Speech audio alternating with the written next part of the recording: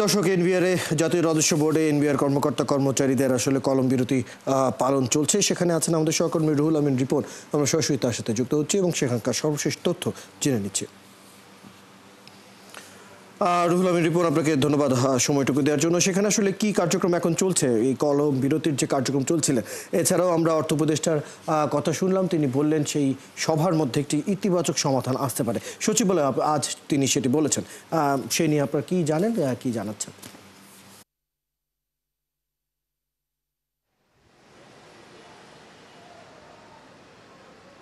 আপনাকে ধন্যবাদ। শুরুতেই আপনাকে একটু আন্দোলনের খবরটা আগে দিতে চাই। এনবিআরের কর্মকর্তা কর্মচারীরা দুপুর 12টা থেকে এই রাজস্ব ভবনে আগারগাঁয়ে জড়ো হন এবং এখন পর্যন্ত অসংখ্য কর্মকর্তা কর্মচারী রাজস্ব ভবনে এসেছেন এবং তাদের পূর্ব ঘোষণা অনুযায়ী যে অবস্থান কর্মসূচি এবং কলম বিরতি পালন করা সেটি পালন করছেন। একই সঙ্গে এনবিআর চেয়ারম্যানের বিরুদ্ধে বা এনবিআর চেয়ারম্যানকে অসহযোগিতা করার তাদের যে ঘোষণা সেটিও তারা পালন করছেন এবং আজকে বিকাল 5টা পর্যন্ত তারা এই কর্মসূচি পালন করবেন। আগামীকালও দুপুর 12টা থেকে বিকাল 5টা পর্যন্ত তাদের কর্মসূচি পালন করার কথা রয়েছে, যদি এরই মধ্যে তাদের দাবি দেওয়া পূরণ না হয়। আপনি জানেন যে তারা বেশ কয়েকটি দাবিতে আন্দোলন করছে।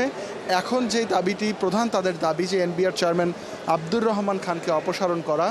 আব্দুর রহমানের খানের বিরুদ্ধে তারা নানা রকম দমন পীড়ন সহ অসহযোগিতা করা সহ এনবিআরকে বিলুপ্ত করা সহ নানা ধরনের ষড়যন্ত্রমূলক কর্মকাণ্ডের অভিযোগ এনেছেন এবং এসব অভিযোগের প্রেক্ষিতে তারা আব্দুর রহমান খানের অপসারণ চান এবং তারা বলছেন যদি 27 তারিখের মধ্যে আব্দুর রহমান খানকে অপসারণ করা না হয় এবং নিপীড়নমূলক যেসব বদলি আদেশ জারি করা হয়েছে সেসব যদি প্রত্যাহার না করা হয় তাহলে 28 তারিখ থেকে টানা তারা কমপ্লিট শাটডাউন পালন করবেন। অর্থাৎ আমদানি রপ্তানি থেকে শুরু করে রাজস্ব আদায়, ব্যবসায়ীদের সেবা দেয়া কোনো ধরনের কার্যক্রমই তারা করবেন না। দ্বিতীয়ত আরেকটি বিষয় যেটি আপনি বললেন যে অর্থ উপদেষ্টার সঙ্গে বৈঠক, এরই মধ্যে আমরা অর্থ মন্ত্রণালয় থেকে একটি প্রেস বিজ্ঞপ্তি পেয়েছি যেটিতে বলা হয়েছে যে আগামীকাল অর্থ উপদেষ্টা এনবিআরের এই যারা আন্দোলন করছেন তাদের সঙ্গে বসতে চান।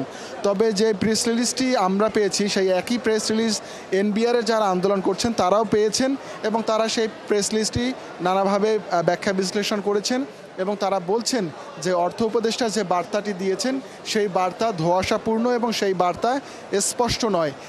তারা মনে করছেন যে এনবিআর সংস্কার ঐক্য পরিষদের ব্যানারে যে আন্দোলন হচ্ছে এবং যারা এই আন্দোলন নেতৃত্ব দিচ্ছেন অর্থ উপদেষ্টা তাদের সঙ্গে বসার অভিপ্রায় ব্যক্ত করেননি, বরং অর্থ উপদেষ্টা এনবিআর চেয়ারম্যানের যারা আস্থাভাজন বা এনবিআর চেয়ারম্যানের যারা কাছের অফিসার বা যারা এই আন্দোলনের বিরুদ্ধে আছেন অর্থ উপদেষ্টা তাদের সঙ্গে বসার অভিপ্রায় ব্যক্ত করেছেন। এরকম একটি ইন্টারপ্রিটেশন তারা এরই মধ্যে আমাদেরকে দিয়েছেন এবং তারা নিজেদের মধ্যে আলোচনা করছেন যে আদৌ এই যে প্রেস রিলিজটি এসেছে বা বসার আহ্বানটি এসেছে সেটি আদৌ তাদেরকে ডেকেছে তাদের উদ্দেশ্যে কিনা সেটি নিয়ে তারা বিচার বিশ্লেষণ করছেন এবং বিকাল 4টায় তাদের একটি প্রেস ব্রিফিং আছে। সেই ব্রিফিংয়ে তারা হয়তো সিদ্ধান্ত জানাবেন যে অর্থ উপদেষ্টার সঙ্গে তারা আলোচনায় বসবেন কি না বা সেই এই আগামী দিনের কর্মসূচি কি হবে সেটি তারা বিকেলে জানাবেন।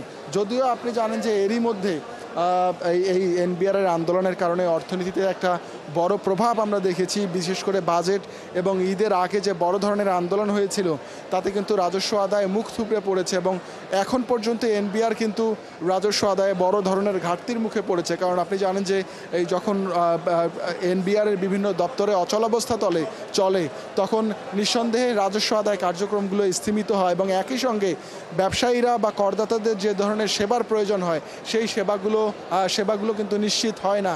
ফলে এইটা অর্থনীতির জন্য নানা ধরনের ক্ষতির সম্মুখীন। নিঃসন্দেহে সেই দিকটি বিবেচনায় অর্থ উপদেষ্টার দপ্তর থেকে প্রেস রিলিজ দেওয়া হয়েছে আলোচনায় আসার এবং একটি সমঝোতায় পৌঁছানোর ব্যাপারে একটি ইতিবাচক পদক্ষেপ এসেছে।